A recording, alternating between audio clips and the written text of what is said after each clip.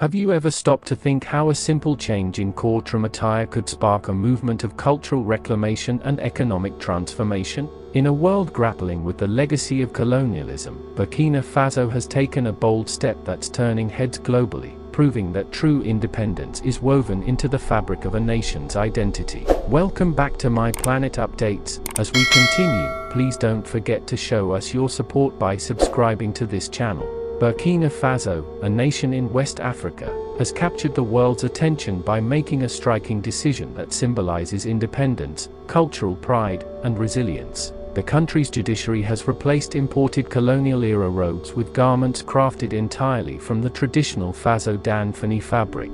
While it may seem like just a change in clothing, this move carries profound implications for the nation's cultural, economic, and political trajectory. For decades, judges and magistrates in Burkina Faso wore robes imported from abroad, costly symbols of a colonial legacy that had long outlived its purpose. These garments, some priced as high as 3 million CFA francs, represented an ongoing economic dependency that drained the nation's financial resources. But the winds of change have blown strong in Burkina Faso, and the country has now embraced robes made locally at a fraction of the cost, just 150,000 CFA francs each. This change is more than economic, it's a powerful assertion of self-reliance and a rejection of external dominance. The Faso Dan Fani fabric is more than just a cloth. It's a cultural emblem, steeped in Burkina Faso's rich history and traditions. Woven from cotton grown by local farmers and crafted by skilled artisans,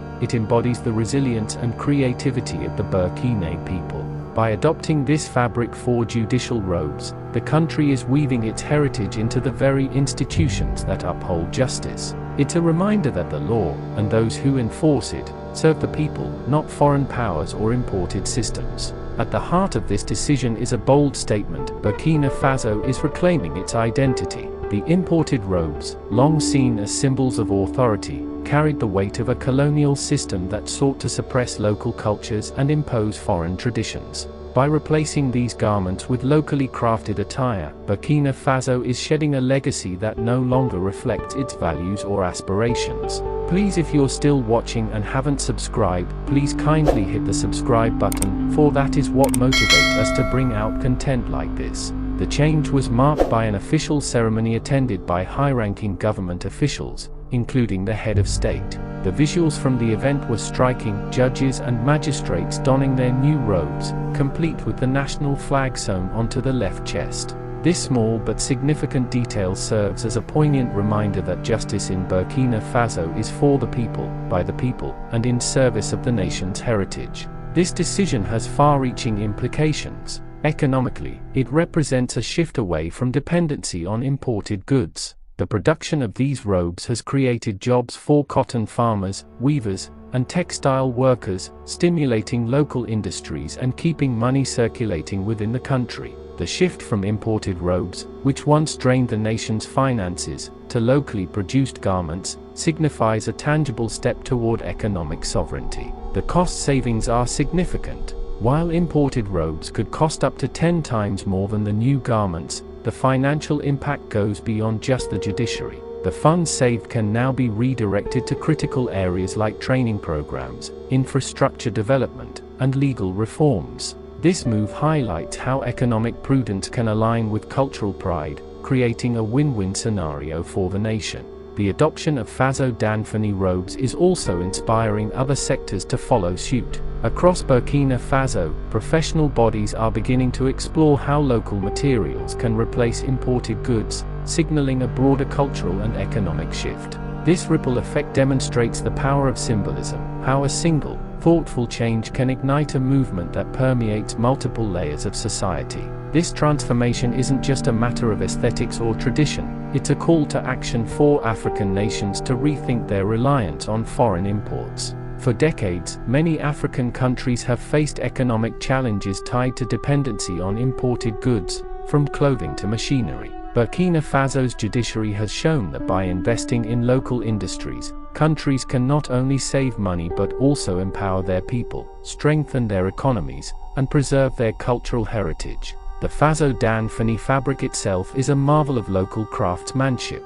Woven by skilled artisans using techniques passed down through generations, it represents the fusion of tradition and modernity. The process begins with cotton cultivated by local farmers, a crucial component of Burkina Faso's agricultural economy. By prioritizing this fabric, the country is creating a sustainable supply chain that benefits multiple stakeholders, from farmers to textile workers. The significance of this shift extends beyond Burkina Faso's borders. It sends a powerful message to other African nations and the world at large. True independence is not only political but also economic and cultural.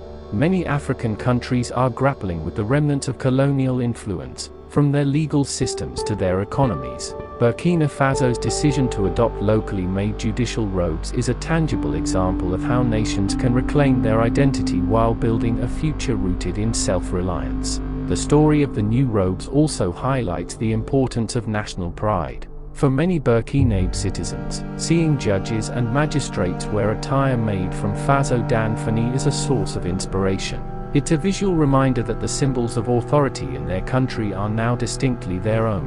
The courtroom, once a place where echoes of colonial rule lingered, has become a stage where Burkina Faso's identity takes center stage. The journey to implement this change wasn't without challenges. It required collaboration between the judiciary, the government, and the textile industry. From designing the robes to ensuring they met the professional standards required in courtrooms, every detail was carefully considered. The final product strikes a balance between tradition and functionality, proving that cultural integrity and modern professionalism can coexist. As other sectors in Burkina Faso consider similar transitions, the potential for widespread impact grows. Schools, healthcare institutions, and even government offices could adopt local fabrics and products, fostering a culture of self-reliance and pride. This broader movement aligns with a continental trend of promoting Made in Africa as a standard of quality and heritage. But this story isn't just about Burkina Faso.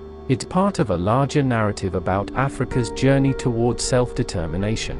Across the continent, countries are taking steps to reduce dependency on foreign goods and services, investing instead in local industries and resources. Burkina Faso's decision is a shining example of how these efforts can yield tangible benefits, from economic growth to cultural preservation. For the people of Burkina Faso, this change is deeply personal.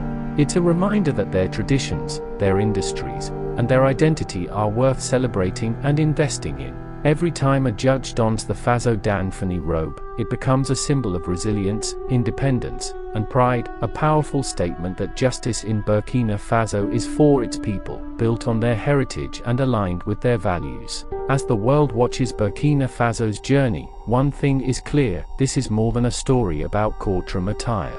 It's a testament to the power of a nation united in its pursuit of dignity, sovereignty, and progress. Burkina Faso has shown that bold moves, no matter how symbolic they may seem, can pave the way for a future defined by pride in one's roots and confidence in one's potential. So, what can we learn from Burkina Faso's bold decision? That true independence isn't just about breaking away from external control. It's about embracing what makes a nation unique and investing in its people, traditions, and industries. It's a lesson in resilience and the power of cultural pride, reminding us all that the most profound changes often start with the simplest of actions. Thanks for tuning into My Planet Updates. If you enjoyed this video and want to stay informed on the latest global news, politics, and everything in between, don't forget to hit that like button, subscribe, and ring the notification bell. That way, you won't miss any of our updates as they drop. Share your thoughts in the comments below, and let's keep the conversation going. See you in the next update.